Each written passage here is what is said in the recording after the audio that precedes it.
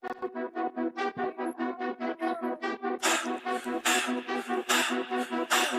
ho.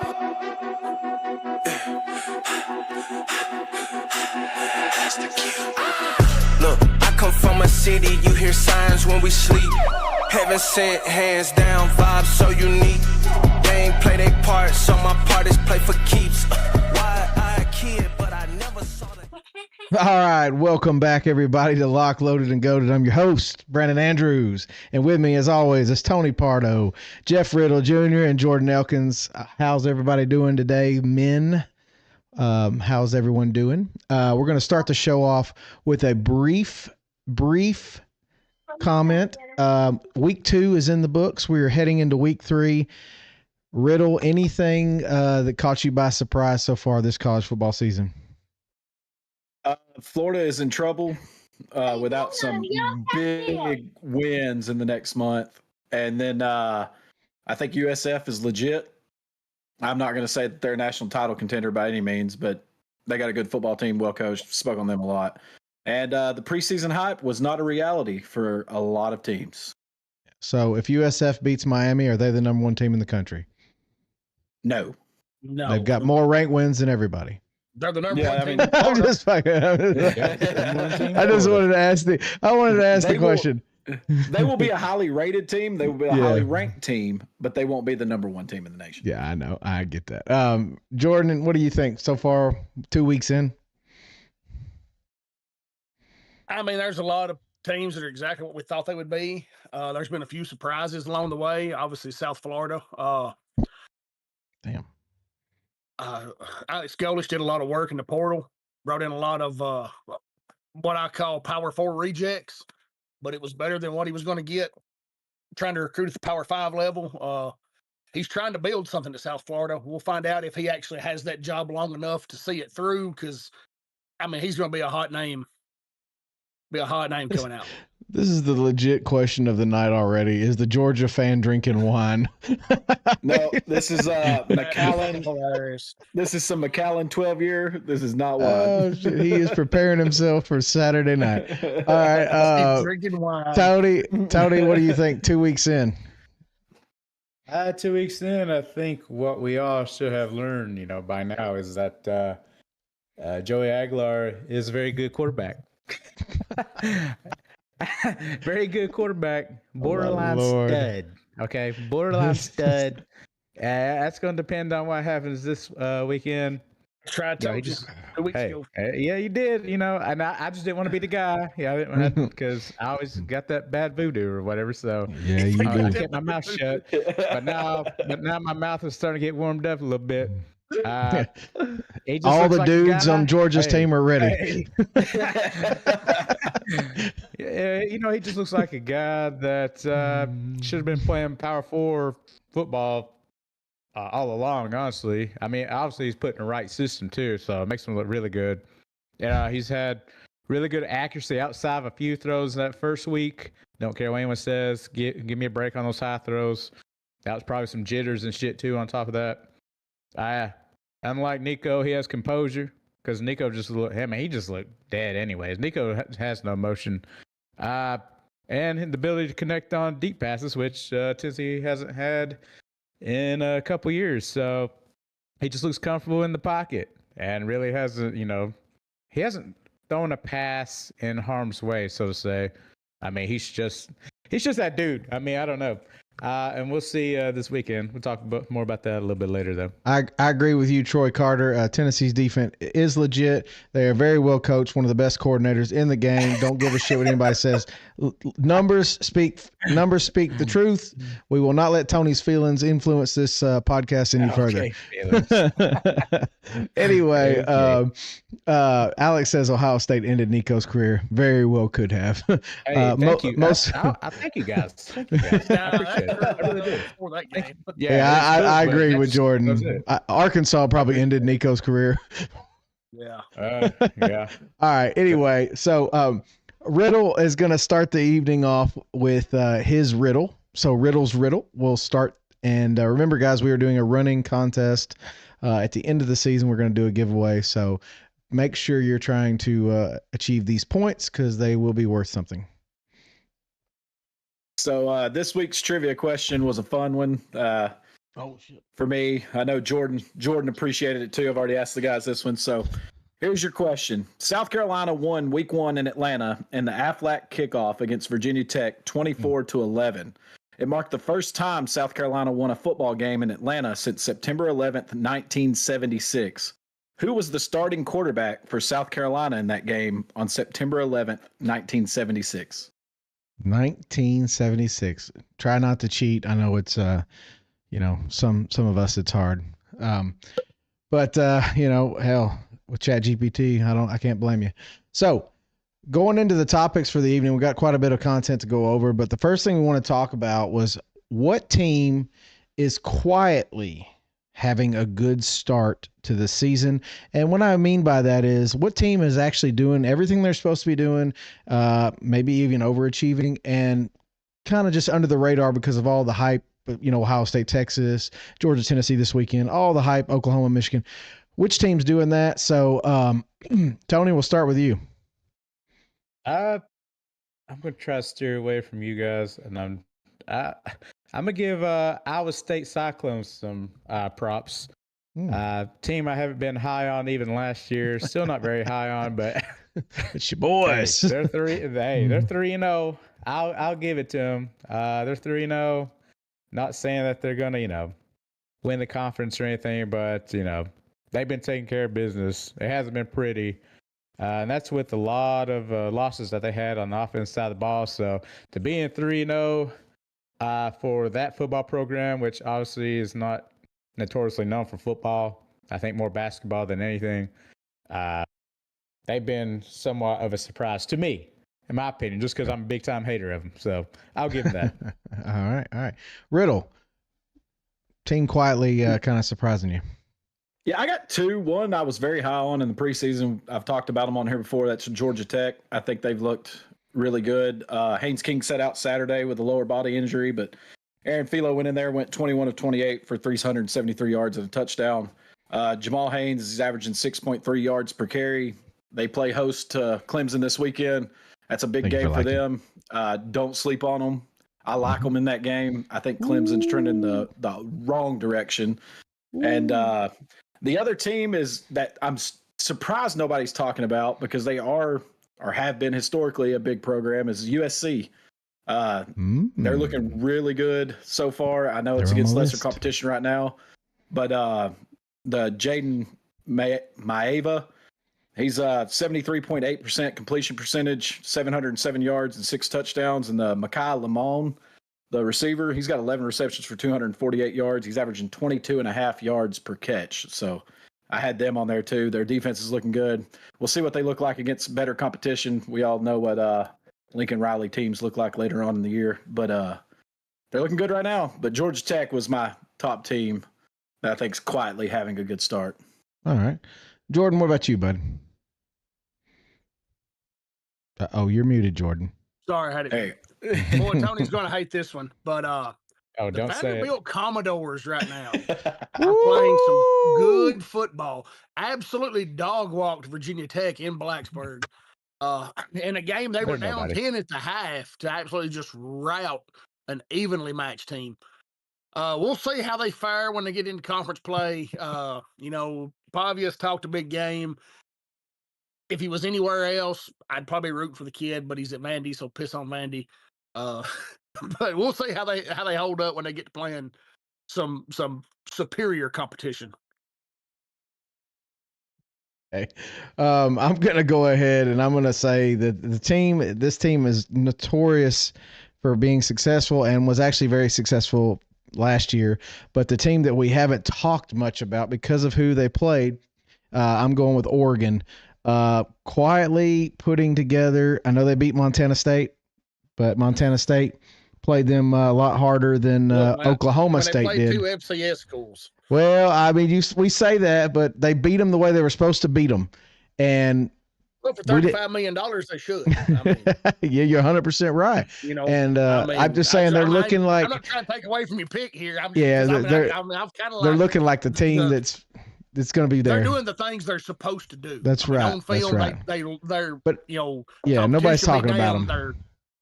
They're in time, Yeah. but I mean, for $35 million, they damn sure better be. I think after getting beat last year by Ohio State, they became an afterthought. Like Tennessee got absolutely mollywopped by Ohio State, and people are talking more about Tennessee than they are Oregon. And for what? For what? What's the difference? Well, it's just SEC. Well, the difference is actually.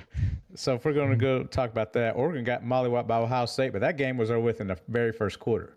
I know. That's the difference. But it's still a mollywopping. A mollywopping's a mollywopping. That game was over though. Like literally, right. It was already 28-0, I believe. Yeah, you're right. So here we go. So talking about transfer portals and talking about things like this, obviously we know there's a lot of impact the transfer portal is having on college football. I do believe the vote was passed to where you're actually going to have, 1 week in January to have that. So with that said, I want to pick in the spirit of that being passed, because I do think that's a huge impact on the game, and I think that's going to help. We're going to talk about something else in a little bit about it, but I want you to pick 3 transfer players that have had the greatest impact on their team thus far this year. And Riddle, will start with you. All right. So obviously, I think the consensus here and around the nation at the time, probably John Mateer's got to be at the top of those lists and what he's done at Oklahoma so far. I'm going to talk about a couple of other guys because Mateer is on my list too. Oregon left tackle Isaiah World transferred from Nevada. He was the number 1 offensive lineman in the portal.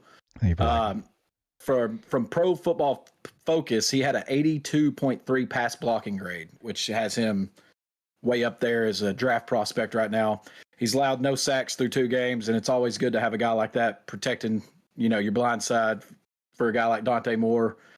I don't think offensive linemen get enough credit for what they do and for how they can free up those quarterbacks to make the plays that they do. So I'm going to give him some credit. And then the other one I have is Western Kentucky's quarterback, Maverick McIver. He leads the nation right now in completions, attempts, yards, and touchdowns. Western Kentucky's tops in the Conference USA right now. I know it's a little school, but the little guys need some credit too. He's 80 for 120, 941 yards, 10 touchdowns, and 1 interception. Western Kentucky's not where they're at without him. So it's got to be a big impact guy. All right. Yeah. It's good. That was a couple of good picks. I couldn't help but laugh. Jordan, you're up. Give me some transfer portal players that have made an impact. I mean, there's 2 obvious ones for my squad. Obviously, Star Thomas and Joey Swagular, 2 massive pickups in the portal. That's right. Tell them, TP. Tell them. Hey, I keep trying to tell them. They don't want to listen. I'm gonna venture in my Vols pool for one more who's made a big impact so far. Colton Hood from Colorado. I mean, stepped into what was supposed to be a strength. Obviously, we knew Jermont McCoy will be out with the ACL for a little while. Now with Ricky Gibson with a severe pectoral injury, might be back by the Vanderbilt game. Maybe not even trending well for that. Colton Hood has stepped up and played some big minutes for us early. Yeah. I mean, I agree. Tony, who you got? You know what? It's going to go out to another team that I'm a certified hater of. That's out in Missouri. So Bo Pribolo. I give him props. He did beat Kansas. He beat Kansas. The offense actually looks decent. Now, me and Riddle was talking about earlier. He was the damn backup to up in Penn State. Allard. Yep. Allard. He was actually, I guess, considered one of the better backup QBs in the nation, and he's proven why. He's so far good start to the season. I didn't know he was okay. He's not Joey Aguilar. He's no Joey Aguilar. But I'll give him props. He beat Jayhawks.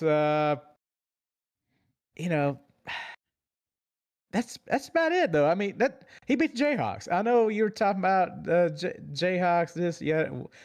They're not really known for their defense, so they're not. They were supposed to have a good defense this year, though. That's they still might have a good year. Yeah, I mean, yeah. it still might look good on the resume eventually, you know, when it's all said and done. I'll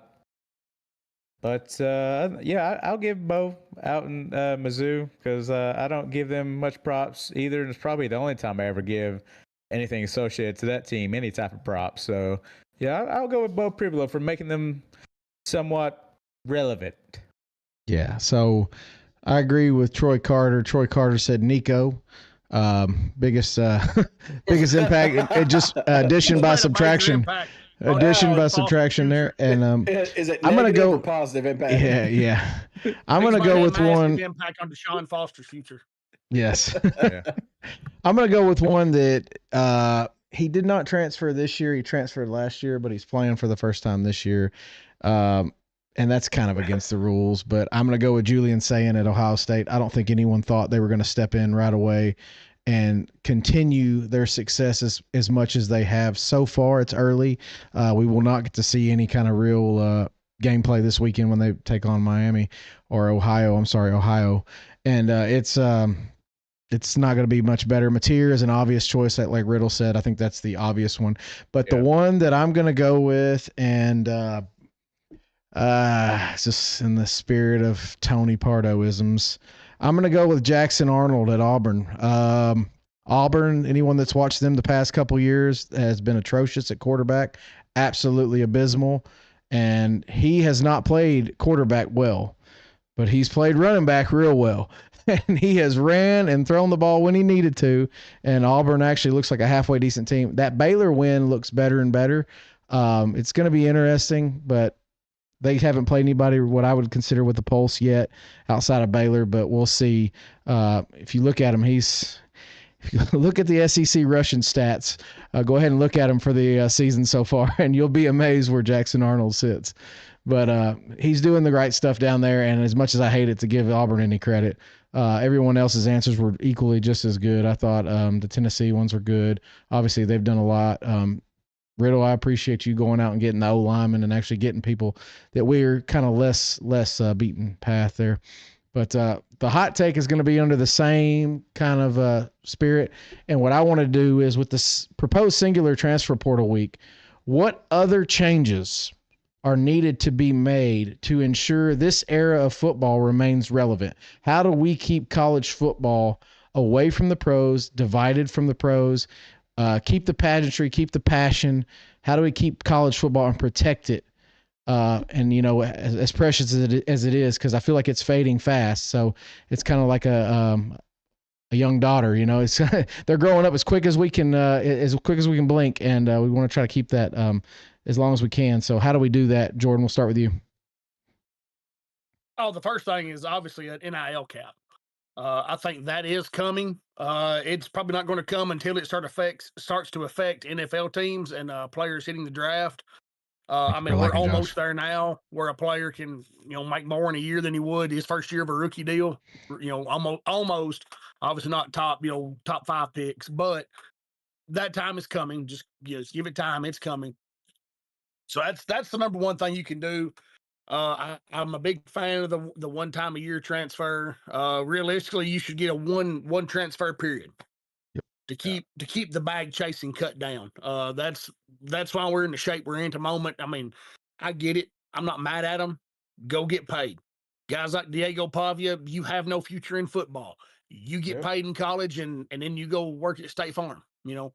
So I'm not mad. Go get paid, but there needs to be a limit on transfers to one time in a career, and I think there will be a NIL cap sooner, probably sooner than later, but it's still going to be a couple years out. And Jordan, before I let them go, I'm just going to say this. What if you have a mutual understanding between a coaching staff and a player? This player is not going to play, not going to start. You've got someone else that's passing by. Would you allow an additional transfer then? If the coach says, hey, you know what? I respect you. Encourages it, absolutely. Yes. Say, look, okay. Man, I'm just asking. Fit what we have here. Yeah. Yes. I want you to have a chance to play somewhere. I don't want you to spend the whole time, here just riding. Because that does happen. That does happen. Yes. We all understand that. A lot of those spring transfers are coach, like, hey man, look, you're just you don't fit what we've got, you're not going to be on the 2 deep. You may not even be on the 3 deep, depending on how deep they are at a certain position. And so go find yourself a place to play. Cause I mean, you come to college, as an athlete to play college football. If you're a football player, you didn't come to ride the pine. And it ain't like I mean, some people did, like Navy Shula, come to Knoxville and knew he was, could have went anywhere, wanted to follow his dad's footsteps, wanted to be a part of that program. And there's still going to be kids like that. But for those that are trying to take that next step or have aspirations of it, I have no problem with it, having, a coach's exemption also like once in your career. Josh, pinning a comment just to help you out is if you just if you're doing it on computer, which we are, you just right click it and it'll have pin. So like I like that. Tony, what do you think we need to do? Hell, I think I've brought it before, man. It'd be nice if these kids actually had like legal contracts. I know we talked about this before. Yeah, I just there we feel go. like that would be, since these kids are like treated as pros now, a lot of them, I feel like they should have some legal binding contract. I mean, that would really slow down a lot of the transfer. That brings the tax money. Wow. I mean, hit the big boy world at that point. Well, hey, they already act like they're big boys. I mean, we've seen that case. When they hit 18, they're big boys. Yeah, like we do. When they hit 18, they're big boy. Yeah. If you're old enough to sign a card to, sign up for the military because you have to, just in case of draft, well, then, hey, you're a big boy at that point. You're out on your own.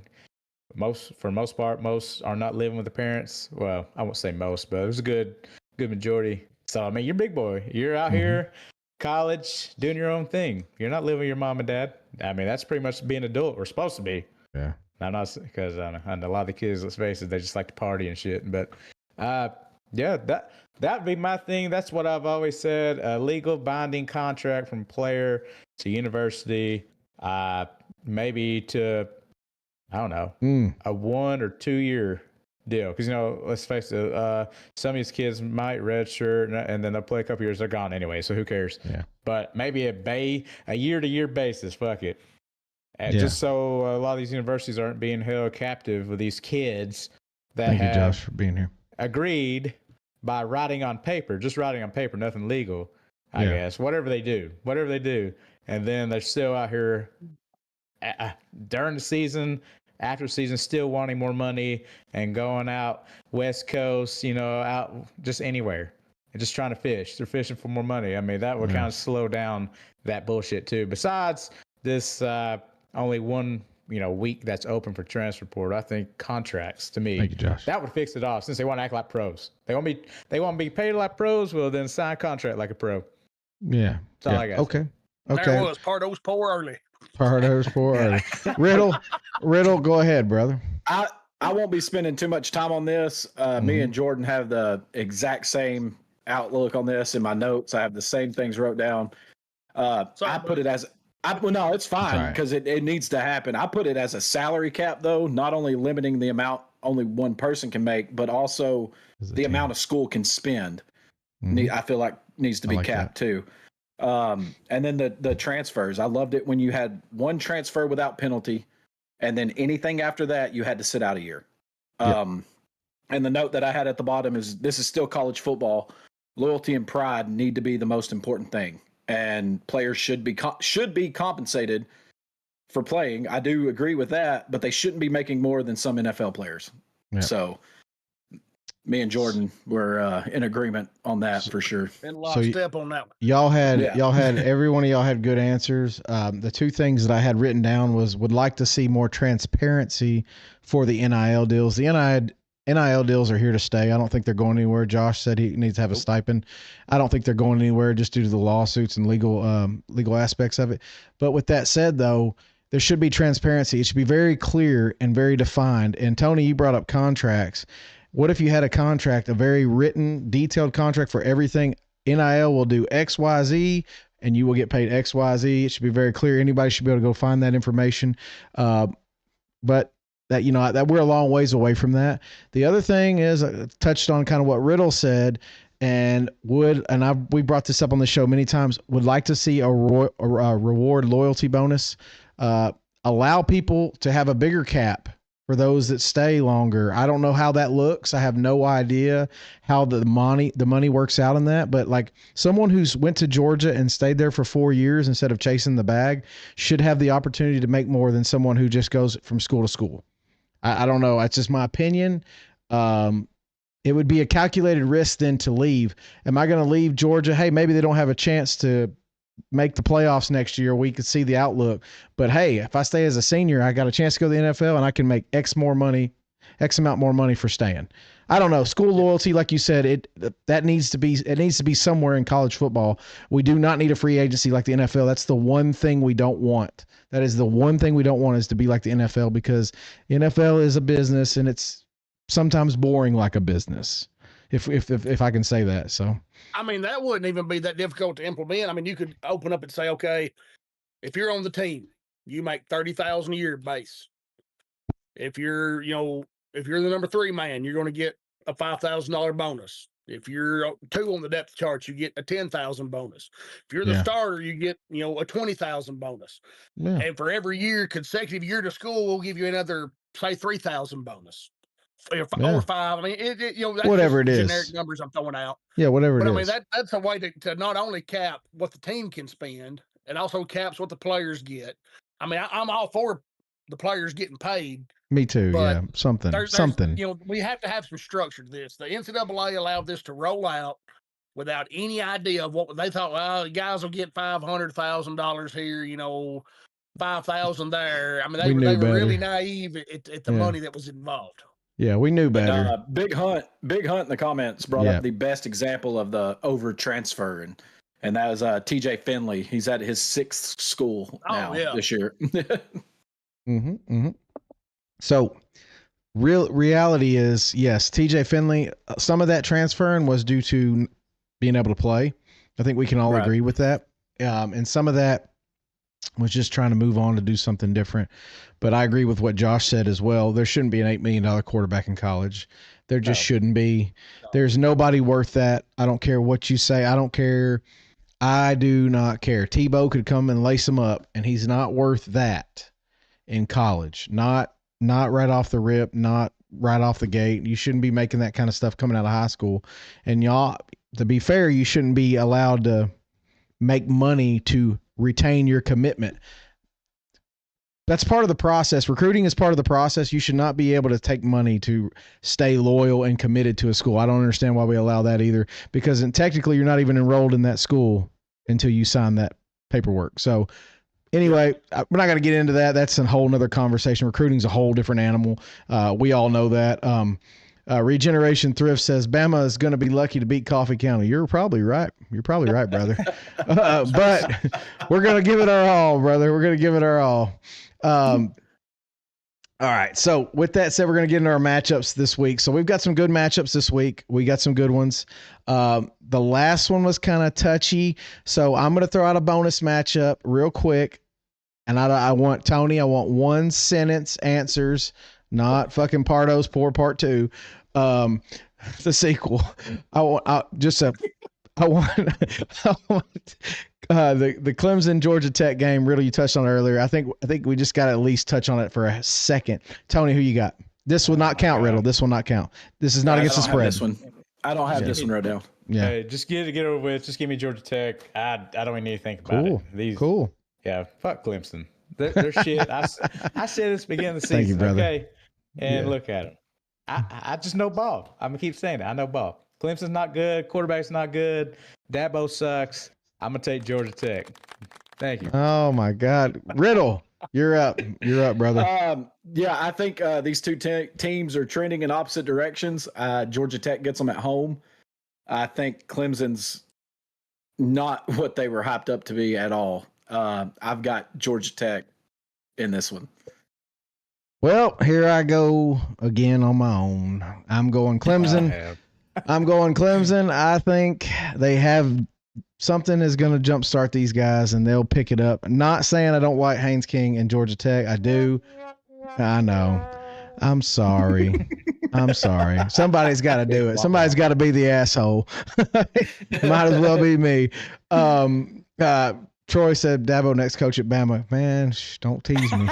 Don't tease That'd me. be upgrade. All right, go ahead, Jordan. Who you got, brother? I mean, there's a lot to like about this Georgia Tech team. It's at home. It's going to be a tough spot for Clemson. However, it's not always about the X's and the O's. It's about the Jimmies and the Joes. And Clemson has those guys. I'm going to take the Tigers to right the ship this week, to look a little more Hey, Tony. what we expect from Clemson. Get it done. It doesn't change the fact he's still ass, though. I mean, so let's just. Tony, let's just we're keep not it talking real. about who's Keep it ass. up. We're just talking about who's going to win this game. Hey, I'm just saying they're still ass. All right, let's get into the real meat and potatoes of this week, and we're going to start out wild and hot. Number 6, University of Georgia at 15. Tennessee, Georgia's a 3.5-point favorite when I wrote it down. So that's what we'll go with, and we're going to start with you, Jordan. Lead the way. Physical. This is going to be a physical matchup. Both teams want to run the ball. It's going to come down to 3 things. Can Gunnar Stockton stretch the field? And can he handle pressure that Tim Banks will be dialing up all night? Because they're going to keep pressure at his feet all night long, and they're going to make Gunnar Stockton prove that he can win. If he can do it with his arm, then he's going to have a big night. But there's going to be a lot of man coverage because, personally, I don't have the faith that he can win it. Young man making his first conference road start. It's going to be a wild afternoon in Knoxville. I'm rolling with the Vols plus 3.5. Hell, we don't even need the points. I'm taking the Vols straight up. This is shades of Ohio State all over again. All right, Tony, you're up, brother. You're up. Yeah, the Vols, my Vols are on an 8-game losing streak, but I'm gonna stop right there because all that's the past. We're not gonna. I know someone's just itching to talk about the past, but we're not gonna talk about that because it's a new year. Previous matchups mean absolutely nothing. Oh, shit. Tennessee's looking good on offense. Don't care what anyone says. I'm gonna keep saying that. Joey Swagular, as now we're calling him. Kids run the show. He's running really well. Most competent QB since Hendon Hooker. Troy. O-line is looking stout. Not sure if David Sanders still going to be available or not. I really haven't heard anything about that. I hope he is. That'd be nice to have him playing left tackle. All kinds of playmakers on defense. With that being said, I'm going to take Georgia in the spread. Ooh. But I'll happily eat crow. I don't care. Hell, if they do, it's not like I'm pulling for Georgia, so no one start acting like I'm switching loyalty here. I'm not doing that. But I just need Heupel. Like, he needs to prove me wrong because, I mean, I've waited a while to see Georgia cry and lose to Tennessee. That would be a great day. It would be a great day if it happens. If it doesn't, hey, we'll just move on next year. Well, we won't even play them next year, probably. So, I mean, I hope it happens. Like I said, I hope I eat crow. I'm just going to take Georgian spread to put the curse on them. That's what I'm doing. I agree, Troy. I agree with that, Troy. That's a good, I will pin that comment too. All right. Riddle, you're up, brother. All right. So, y'all know me. I like to find those little stats and details for you, and I've got a lot of them wrote down here. Tony touched on the 8-game winning streak for Georgia. That's the longest in this series history for Georgia. The average margin of victory for Georgia over the last 8 games is 24.8 points per game. It's been 3,257 days since Tennessee beat Georgia. It'll be 3,260 on game day. This is Georgia's 41st appearance on game day as the main attraction. They're 20-20 overall. Tennessee's 28th appearance as the main attraction on game day. They're 12-15 overall. Georgia is 9-0, 9-0 in season openers under Kirby Smart. Tennessee is 21-1 at home since 2022. That loss was to Georgia. Josh Heupel, Tennessee offensives haven't scored more than 17 points versus Georgia. They've scored 17, 13, 10, and 17. Those are your stats. I will keep living in the past because those are the facts. For this game, though, I'm not going to touch on Tennessee. Those guys covered Tennessee. I'm going to tell you what Georgia got to do. They got to establish a run. They got to run the ball better. They averaged 5.4 yards per carry against Marshall and 4.8 against Austin Peay. It's not going to get it done Saturday. Something they have not done all year. They did it in the Tennessee game last year. They're going to have to do it again. They got to utilize their tight ends. Lawson Lucky and Oscar Delp have 3 catches for 39 yards for the entire season. They had 0 against Austin Peay. Don't know if that was by design or what, but we're going to find out Saturday. The defense has to make Aguilar uncomfortable. He's a good quarterback. I'm not going to knock him and say he's Nico. He's not Nico. Georgia's only got 3 sacks on the year and 1 interception against Marshall and Austin Peay. That's not the best stats there. And Gunnar Stockton has to be the guy. They've got to open up the passing game. He's going to have to use his legs in this game. He's going to have to be smart with the football. He's QB1. You got to treat him like it, regardless of what happens. With all that being said, to be the man, you got to beat the man, as the great Ric Flair used to say. Woo! I've got Georgia winning, covering the spread easily. Georgia, give me the dogs. I wish I had. I wish I had a. Change. I wish I had a pencil. As a kid growing up, Georgia was just another win on the schedule. I wish I had a pencil because I got something to say here, and I get the last pick, so I got something to say, and I'll say this: I agree with Jordan. It's going to be a physical matchup. But to repeat and quote a great man that once said this. Sometimes it's not about the X's and O's, it's about the Jimmies and Joes, and Georgia's got more of them. That's the end of the ball game right there. Georgia wins. Don't give no shits. All right. Anyway, sorry, Jordan. That's it. Anyway, I know. I know. But you're not the outlier. You and Tony are. Well, Tony. He did, but his was kind of like that fucking reverse psychology bullshit he always does. We know better. I meant it. Anyway, all right, that was good. That's exactly the way I envisioned that playing out. That was perfect. Thank you all for that. That was great. Troy says I miss Mark Rick. I'm sure a lot of people do. Great coach and a better man. So, question came out, said if Vols beat Georgia, do they go undefeated in the regular season? Schedule looks easy after that. That's a real possibility. Yeah, but that's paper matchup. But I'm not gonna play the games. What we got on the field right now. We got to play Saturday. The toughest challenge coming up after this Georgia game could be Mississippi State. From what we've seen on the field, it could be the fighting. You calm your ass down, okay? You calm your ass down. In Gainesville this year, or is it? Yep. Okay, so y'all gotta. But what's that mean, really? Some demons. What's that mean? Some demons. Yeah. Okay, so here we go. Next matchup. Speaking of some Florida teams, number 18 South Florida. Number 18 South Florida. You heard that right. At number 5 Miami. Miami is an 18.5-point favorite. We're going to start with you, Riddle. Who you got? All right, so USF, I mean, they've looked good. They beat 2 ranked opponents. Nobody else in the nation's done that. I think they're legit. Byron Brown took that game over on that last drive against Florida when they needed it. He was 2 of 3 for 41 yards passing and had 3 carries for 12 yards. He marched them right down the field. Excellent clock management, kicked field goal, won the game. They held Florida to 4 of 12 on third downs, had 1 sack, 7 tackles for a loss, and an interception against DJ Lagway, who everybody's been high on all offseason. They've only given up 11.5 points per game against those 2 ranked teams. Pretty solid.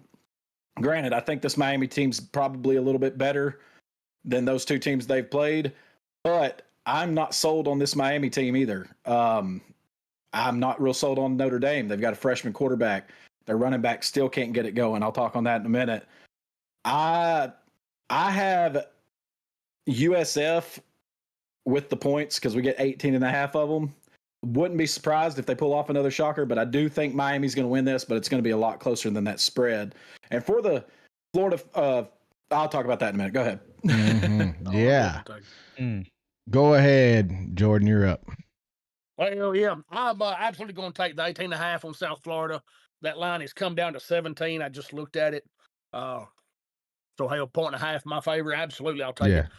I still think Miami wins this football game. I think they win it probably comfortably, 2-score game. South Florida's had just a dream start to the season. The Boise win, not a big shocker. We all talked about that. It was going to be triple digits and triple digits triple number humidity when for a Boise State team that left Idaho at 65 degrees. We knew they were going to have some issues, and they did late in that game. They had a lot of cramping issues. Florida just absolutely laid an egg. Billy Napier is on the hot seat this year, and that was a game he could not afford to lose, and yet they found a way to snatch defeat from the jaws of victory, which I love seeing it. I'm not going to lie. I loved it. I hope they signed Billy to a lifetime contract. But for this matchup, this is going to be the third David and Goliath matchup for South Florida in a row. And that's a tall task, actually, to win that outright. I do think they'll cover. Thank you for liking the live. But I do not think they'll have a shot to win this one. Yeah. So Troy Carter says that glass is cute, Riddle. So he appreciates you. Tony. Wine in there. Tony. Yeah. Who do you got? He said, yeah. First off, I think that the 18.5 is pretty damn disrespectful to the Bulls, especially the two big wins they have to start the season. It's pretty wild, 18.5, and I know it's in Miami, but I'm just curious as to why they feel Miami is, they should be so heavily favored just because off of one game. They haven't played in 2 weeks, so they're going to be probably rusty again. And that was coming off Notre Dame game that they were lucky enough to pull out. I mean, they were, and that was against a freshman QB at Notre Dame. So I honestly feel like they got lucky against Notre Dame at home. I'm not a believer in Miami, really, but I am a believer in Alex Golesh. It's coming, Troy. And the Bulls. It's coming.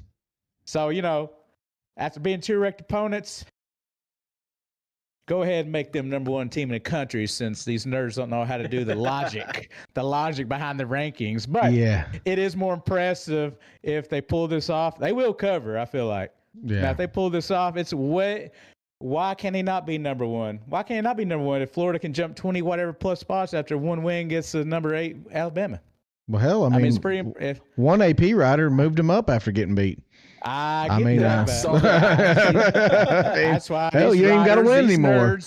These nerds don't know what they're talking about. They don't know what they're doing. So I think what's happening is the rankings are being exposed this year, especially. Oh yeah. I think what we've done is we've let people that have no business ranking football start ranking football.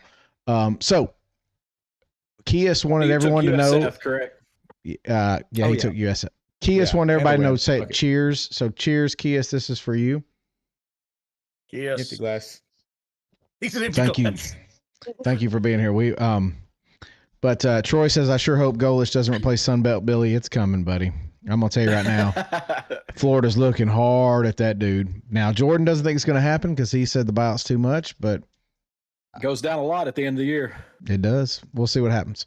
All right. For me, I'm taking USF. I'm like Jordan. I think Miami wins this game, and I think they pull away late. But give me South Florida and the points. That's too big of a point spread to just overlook. It's too much. Yep. And I think honestly, like you said, Tony, I agree. Miami, look, they got lucky against Notre Dame. Had some good looks. Freshman quarterback Notre Dame, but everything else at Notre Dame should have been well above Miami in terms of talent. I thought Notre Dame's defense. I think their defense is better than Miami's. I think their O-line's better, but Miami had a way to pull it off, and I think Notre Dame will get better as the year goes on. So that's why I always say you can always. I'm gonna give South Florida. Yeah, I'm gonna give South Florida and the points. That's just the way to go. So Big Hunt says for the win, USF for the win, upset of the week. That'd be awesome. I don't think so. But it'd be awesome. Yes, it'd be awesome because none of us have a dog in that fight. Big Hunt called that outright upset last week too. I mentioned it Saturday night. I don't know if it's in there or not, but.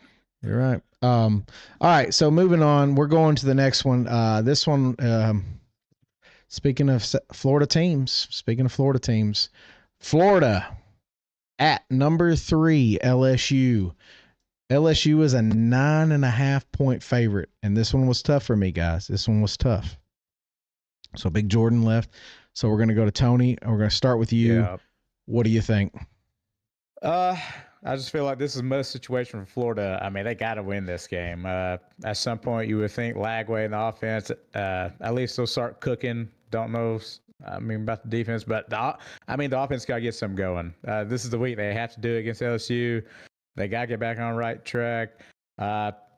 Napier has to have this team ready to go, because if not, then it's a GG's for the Gator season. That's it. That'll be a wrap probably.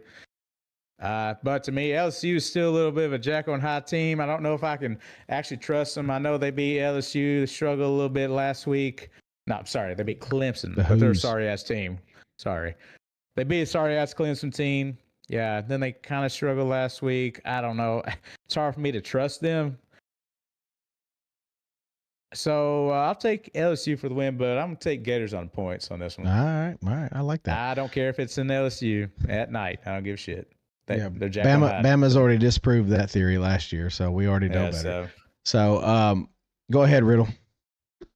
So I went back and forth on this game. Historically, this game is always close. It doesn't matter where these two teams are ranked. If you look at the wins and losses in this series, it's 34, 34, and 3. It's completely deadlocked. Now, LSU did have to vacate 3 of those wins, so technically the record books show it's 34, 31, and 3. But on the field, it's dead even. LSU sleepwalking last week was against Louisiana Tech is cause for concern, but also at the same time, I think that makes them go out and need a statement win. Obviously, Florida, this is a must win for Florida. All right, it's not going to get any better if they don't pull this win off. For the Florida fans out there, and I want this out there in the ether so I can go back and watch it, later on for however long I need to, because I remember Florida fans being super upset with the coaches that they've had previously. But I'm just going to rip off 3 names real quick that have better winning percentages than Billy Napier. I saw this. Ron Zook, Jim McElwain, and Will Muschamp all had better winning percentages than Billy Napier. So, and got ran out of town with pitchforks. I'm going to take LSU, and I'm going to take the 9.5. They're going to cover the 9.5. I wouldn't be surprised at all if Florida wins this game or covers that spread. I think LSU needs a statement just as badly as Florida does for a completely different reason. So I'm going to take LSU. Okay. Jordan. This is a night kickoff, right? Yep. I thought so. 6 o'clock kickoff. Night kickoff in the Valley. Everything in me is screaming to take that Florida plus 9.5. Just don't see it. I just don't see it. DJ Lagway was supposed to be this guy. So far, he looks like a bust. Let's just be honest with you. I think LSU gets it done. I think LSU covers. Give me LSU by 14 at night in the Valley. So, Big Hunt, I like this comment. Mullen was 31-9 at Florida and was fired for Napier. That's absolutely outstanding. And in his first 40 games, he had the exact same record that dickhead went to Ohio State. Urban Meyer for 31-9 in their first 40 games. It's just Florida fans being naive. I'm going to go with LSU. We were bad. I'm going with LSU. I know I just said a bunch of bullshit about Death Valley at night. I don't think it's as relevant as people think it is anymore. I think that it's an SEC road game, which is hard to win no matter where it's at, whether it be Tennessee this weekend, whether it be LSU, whether it be Alabama. It's hard to win an SEC road game. And I think that is something to be concerned about. But the whole Death Valley mantra, good teams win when they need to, and LSU has a good defense this year, which is something that's new for Brian Kelly. We'll see how good it is. I've got LSU in the points. I've got LSU winning. So moving on to another great matchup. This one is one that I want to talk about. I'm excited about. Troy. Yeah, old Jorts mullet combination. Yes. Man, Yes. Chief Imports, man. Yes. Number That is one thing we 16. can all agree on here is that we all Yeah. just don't like Florida. Yeah, I don't know why either. They just fucking scream like. Every time I say it, I smell like cat piss in my nose, like my nostrils. I smell like cat piss. I don't know why. So number 16, Texas A&M at number 8, Notre Dame. Notre Dame's a 6.5 point favorite here, and I want to know, Jordan. We're going to start with you. Who you got? Gig 'em Aggies. 6.5. Too much. Too much. Mike Elko has the boys ready to roll. Texas A&M gets a big win in South Bend. SEC. Oh God. All right, Tony, you're up, brother. Yeah, going totally opposite. I'm taking Notre Dame points. I don't care if they got a rookie Touchdown, QB. Jesus. I don't care how deep pockets are in Texas, all that good shit. Don't care if they're in the SEC. My opinion, I still don't believe that I still don't believe A&M still has a coach, and I'm still going to go with the guy who's the fucking coach who can actually coach the X's and O's. Oh, shit. So, yeah, I don't give a shit. Give me Marcus Freeman I'm with you. and the All right. points. Good. To win the game. Jimmy's and Joe's and X's and O's. Right. What do you do when you got That's both? All right, Riddle. You're unstoppable. I touched on this in the first week about Jeremiah Love and his struggles against ranked teams in the playoffs and how he had 28 carries for 78 yards. Well, against Miami, he had 10 for 33. I said one of the keys to that game was them being able to run the football and taking the pressure off the freshmen, and they weren't able to do that. Had a valiant comeback effort. It fell short. They ended up losing that game. Jeremiah Love's averaging 2.9 yards per carry in the last 5 games against ranked opponents. This is another ranked opponent. Marcel Reed is – I loved the guy last year. I think he's a playmaker. He's 66.1% passing, 509 yards, 7 touchdowns. He's got 18 carries for 105 yards and a touchdown. This is another instance of the quarterback leading the team in rushing, too, for A&M. Kid makes plays. The points they gave up in those first 2 games are a little misleading. They gave up some garbage time touchdowns there in both of those. I know you don't like seeing that many points scored against weaker opponents, but I've got A&M plus 6.5 here. Ooh, and yeah. I actually think they win this one outright. So I've got A&M. All right. Well, it leaves it to me, and I'm going to tell you right now, after everything I've heard, everything I've seen, everything that I know in my heart, I'm going touchdown, Jesus, touchdown, Jesus, because I think Marcus Freeman is the difference maker. I know he doesn't play the games, but we always talk about, I think any of us would agree that he is one of the best coaches in football right now, especially with some of the things he does with the talent that he has. He doesn't have Ohio State talent up there. I mean, he just doesn't. And last year he made it to the championship game. I feel like he rights the ship. Freshman QB is going to give him some trouble. I agree. Games are going to be much closer than what he's used to. But I think his defense, I like his defense over Elko. So I am going Notre Dame.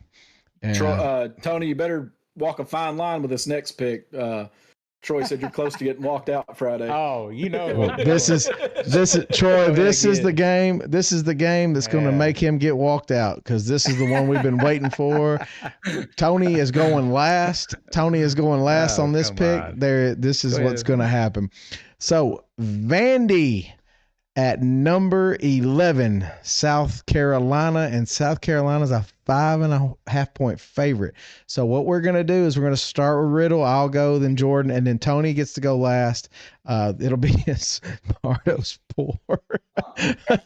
So Riddle, South go Carolina ahead. is a 5.5 point favorite in that one.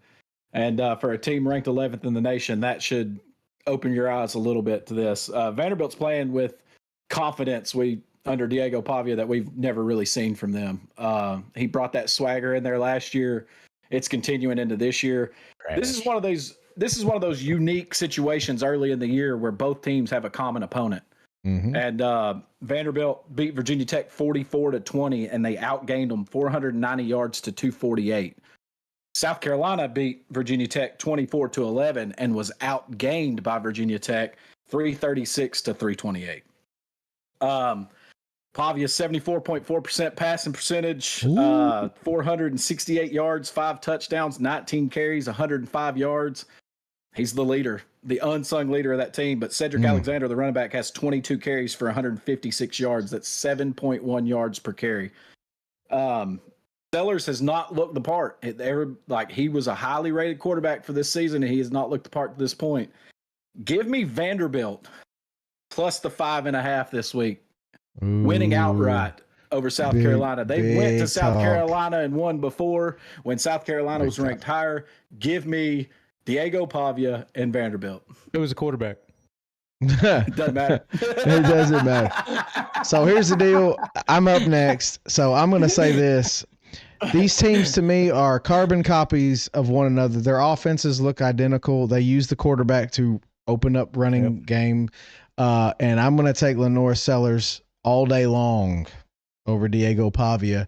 I'm going to take South Carolina's O-line over Vanderbilt's O-line, and I'm going to take South Carolina's defense, which has looked good. Their defense has looked good, surprisingly so, over Vanderbilt. Now, I agree with everything Riddle said. He had very good points. He had very good arguments in terms of Vandy, and it's hard to go against Diego Pavia and what he's done for that Vanderbilt team. But I'm going to go with South Carolina. This is a night game in South Carolina. It's another one of those stadiums. I know we talk about night games. We're not talking about that. We're talking about an SEC road game, and this is going to be a tough one. South Carolina will be ready, and it will be hype in that building, and I'm going to go with South Carolina on the points. So, Jordan, the ball is now in your court.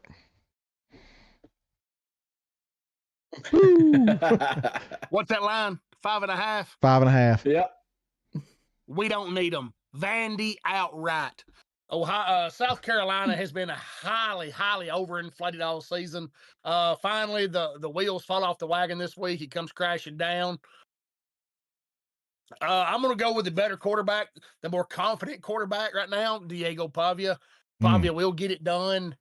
I'm not impressed this Carolina team. I haven't been impressed with them. Wasn't impressed at the end of last year.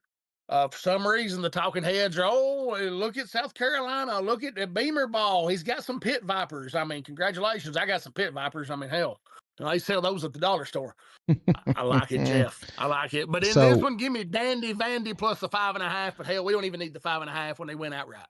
So hold on, I got a question. When I said fucking South Carolina sucked this offseason, everyone looked at me like I was fucking crazy with 2 fucking heads. Who? Yeah, Tony, you. I didn't. No, know I'm a certified Gamecock hater. I don't like anyway. No, anyway. No. All right. Troy's comment before Tony gets started says, Pardo, just play Sandstorm and start dancing. He read my mind already. So here's the deal, Tony. Are you going to take Lenore Sellers, or are you going to take throw off the back, hope and pray Pavia? Throw off that back foot, hope and pray Pavia. He looked like Jordan shooting that shot when he throws a deep ball. Who are you going to take in this game? Jumping Jack, Lumberjack, Pavia, no. This is an easy one for me, obviously. And I'm going to stick to it all season. I'm a hammer the spread against them. I don't give a shit who they're playing because I got a point to prove here. Pavia fucking sucks. Pavia fucking sucks. I don't care. I expect a strong defensive showing from South Carolina unit. I think they're going to dominate Vandy's offense once again, like they did last year up in Nashville. Hell, give me South Carolina the points. This should be a no-brainer. I don't know why. I don't know why you guys are taking Pavia. I'm with you, Tony. I'm with you. And you get to hear this, Flan? Marcus going against you. You get to hear this. It's down to 4.5 and 4 now. Listen, Pavia's going to come out shit. He won't be able to jump when this shit comes on. Those jumping passes aren't going to work. So yeah, I'm going to take easy. Gamecocks. I don't care how poorly Sellers been playing. I know is that your lock of the year, Tony?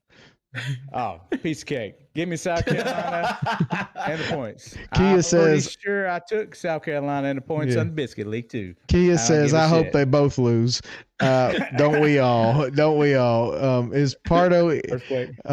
Pardo. I think he picked the right team for that one. I feel like Pardo's South Carolina.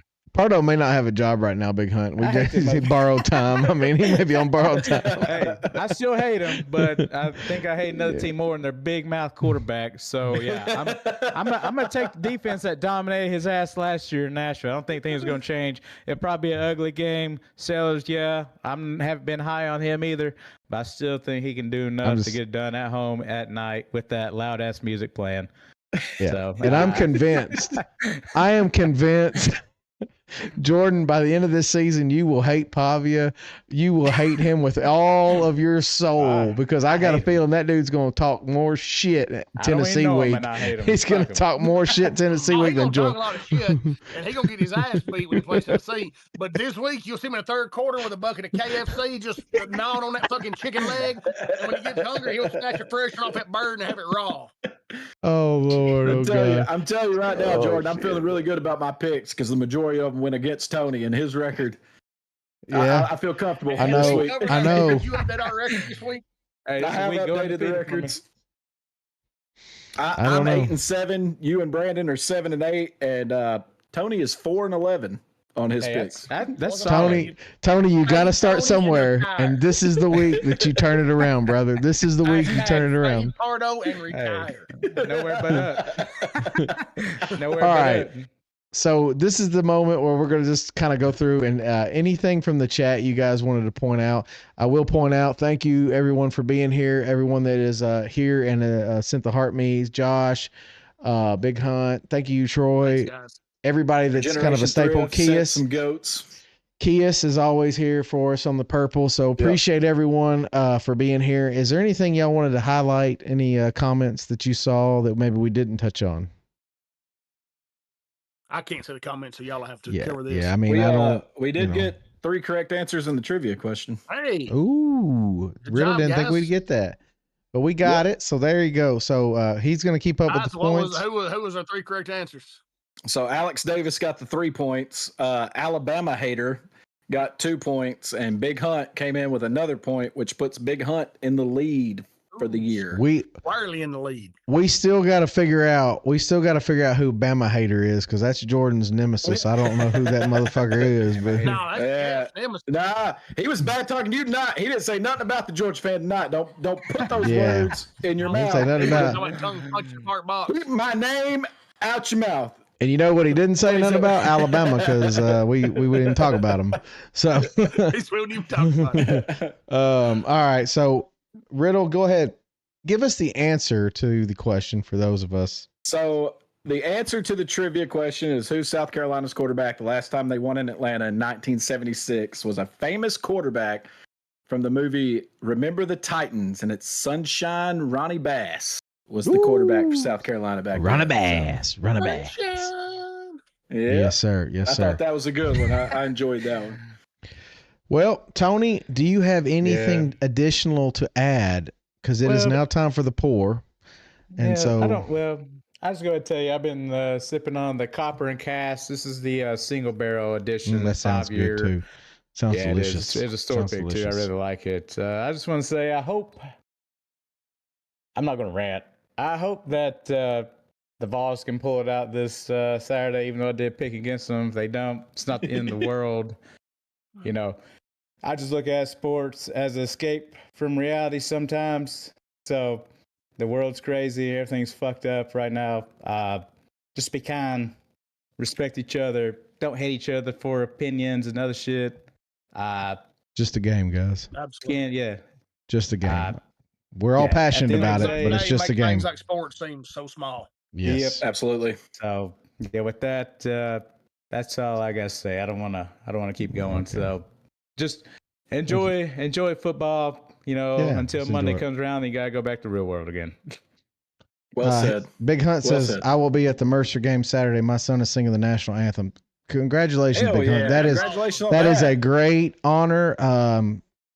Thank you. Yeah, I'm glad. On that one, that is awesome. I'm glad that your son, is one of those kids that's going to respect the anthem and actually do it proud. That's great because there's a lot of people that don't. So we're not getting into that. But so I'm just going to say what I'm thankful for, and then we'll kind of close it up. But I'm thankful for Josh Heupel.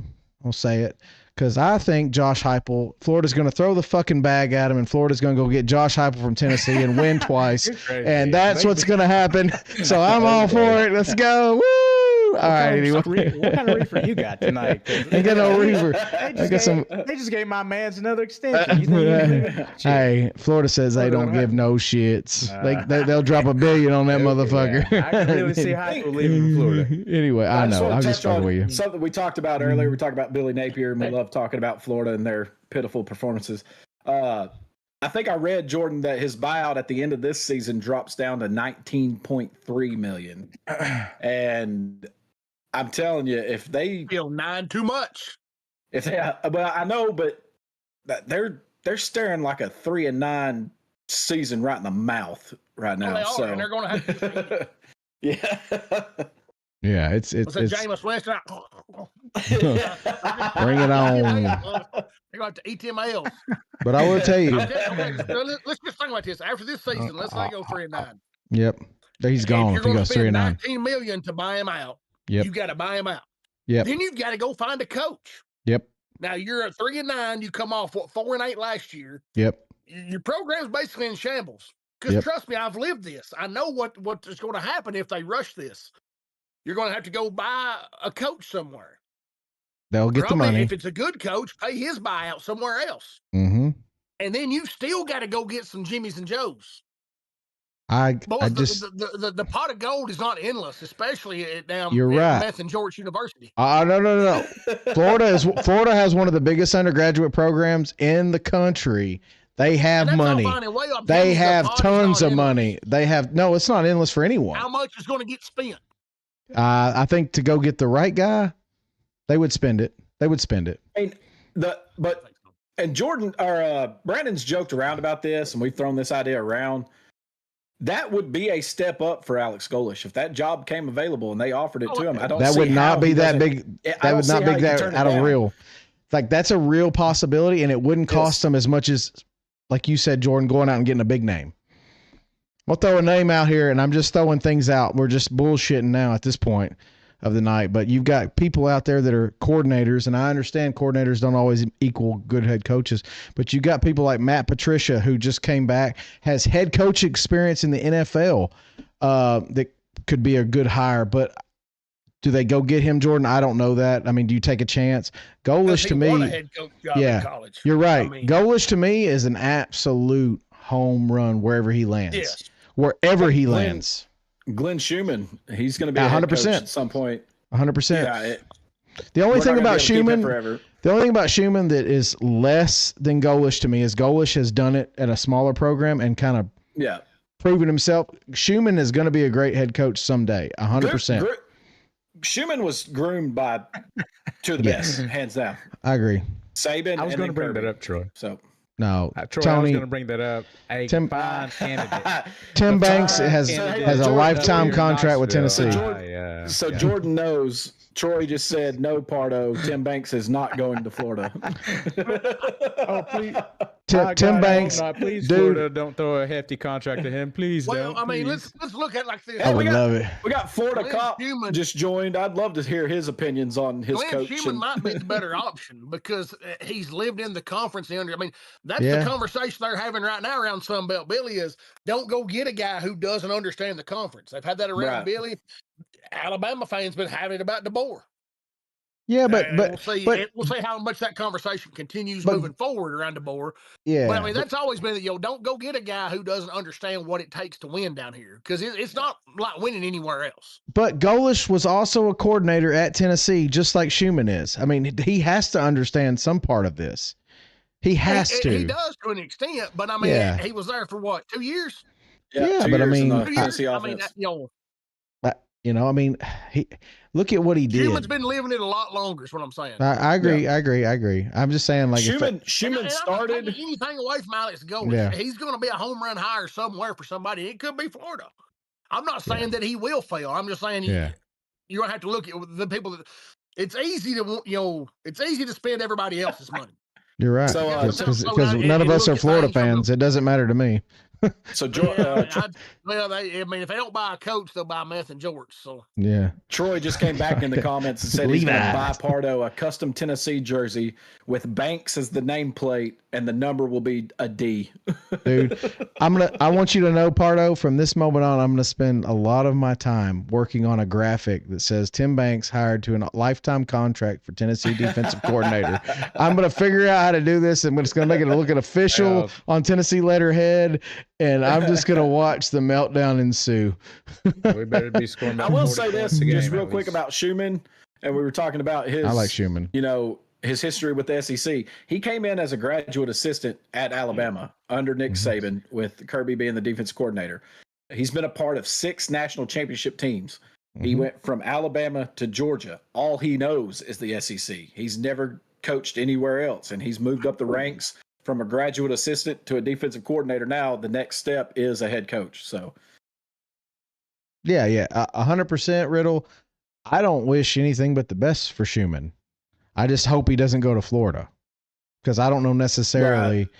I don't know necessarily. That's going to be a very unique situation, because like Jordan said, first and foremost, you are coming off the precipice of 2 just terrible seasons, assuming that Sunbelt Billy goes bye-bye.